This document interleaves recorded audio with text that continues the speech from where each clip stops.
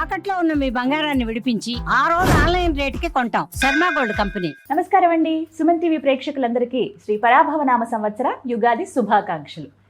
మరి ఉగాది అనగానే అందరికీ గుర్తొచ్చేది రాశి ఫలాలు. మా జాతకం ఎలా ఉంది, ఈ సంవత్సరం ఎలా ఉండబోతోంది తెలుసుకుందాం. వివరించేందుకు మనతో పాటు ఉన్నారు శ్రీ జగదాంబ త్రిశక్తి పీఠం పీఠాధిపతులు తాళ్ళూరి బనారస్ బాబు గురూజీ. వారితో మాట్లాడి ద్వాదశ రాశుల జాతక ఫలితాలు ఇవాళ వీడియోలో తెలుసుకుందాం. గురుగారితో మాట్లాడదాం. గురుగారు నమస్కారం అండి. శ్రీమాత్రే నమః. శ్రీమాత్రే నమః.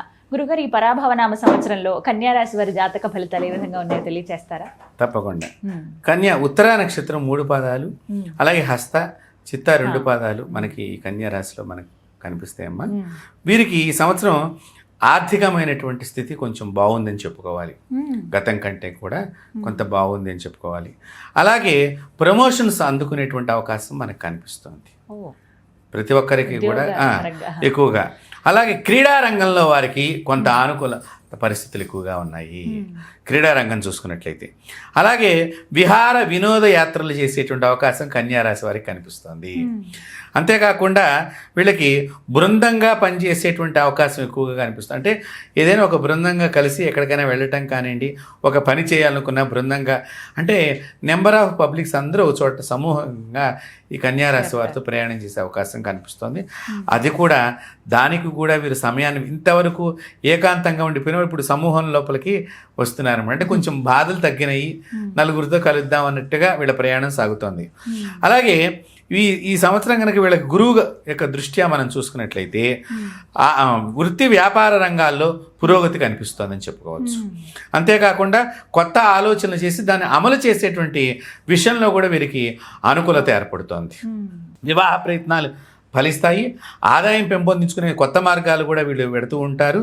అంతేకాకుండా డిజైనరీ పరిశోధకులు, ప్రచురణ అంటే పుస్తకాల ప్రచురణలాగా ప్రచురణకర్తలు, అలాగే న్యాయ, సినీ, రాజకీయ రంగాల వారికి కూడా ఈ సంవత్సరం ప్రోత్సాహం ఎక్కువగా కనిపిస్తోంది. అంతేకాకుండా ఆర్థిక రంగంలో వాళ్ళు, సేవా రంగంలో వాళ్ళు, సేవ చేసేటువంటి కొన్ని సంస్థలు ఉంటాయి, ఆ రంగం వారికి ప్రోత్సాహకరంగా కనిపిస్తోంది. మనం ఈ సంవత్సరం వీరికి కన్యా రాశి వారికి ఉద్యోగ వ్యాపారం చేసేదానికి ఈ డిసెంబర్ వరకు కొంత వక్రగమనం ఉందని మనం అనుకున్నాం ఇందాకే. దాని రీత్యా కొంచెం చిక్కులు ఎదురయ్యే అవకాశం కనిపిస్తోంది. అలాగే విదేశ గమనము అంటే ఇతర దేశాలు వెళ్ళాలి అనుకున్న దానిలో ప్రయాణంలో అనవసరమైనటువంటి చిక్కులు ఏర్పడే అవకాశం కనిపిస్తోంది. మనం వీసా ఒక్కొక్కసారి రావచ్చు, రాకపోవచ్చు ఇత్యాది విషయాల్లో లోపం కనిపిస్తోంది. కొత్త ఆలోచనలు చేద్దాం అనుకున్నప్పుడు ఈ సమయంలో, ఈ వక్రగమనం చేసేటువంటి సమయంలో కొంచెం ఆచితూచి వ్యవహరించాలి ముఖ్యంగా. అలాగే శని గనక మనం చూసుకున్నట్లయితే సప్తమంలో వీళ్ళకి శని ప్రభావం ఉన్నది.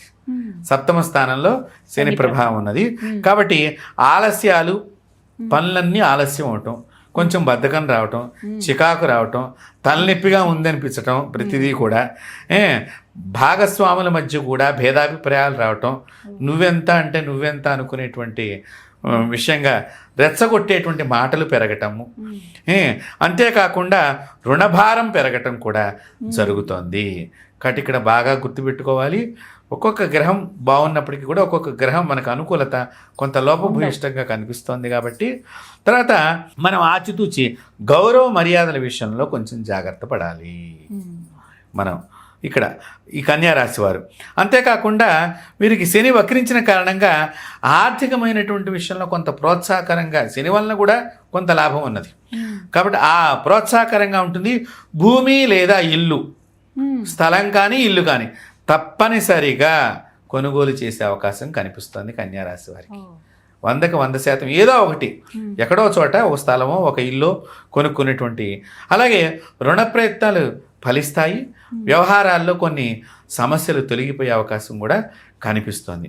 అయితే వీరికి మనం రాహుకేతుల విషయం గురించి ఆలోచన చేస్తే కనుక ప్రోత్సాహకరంగానే కనిపిస్తుంది. అది కూడా అక్కడ వైద్య రంగంలో వారికి ఎక్కువ ప్రోత్సాహకరంగా ఉంటుంది.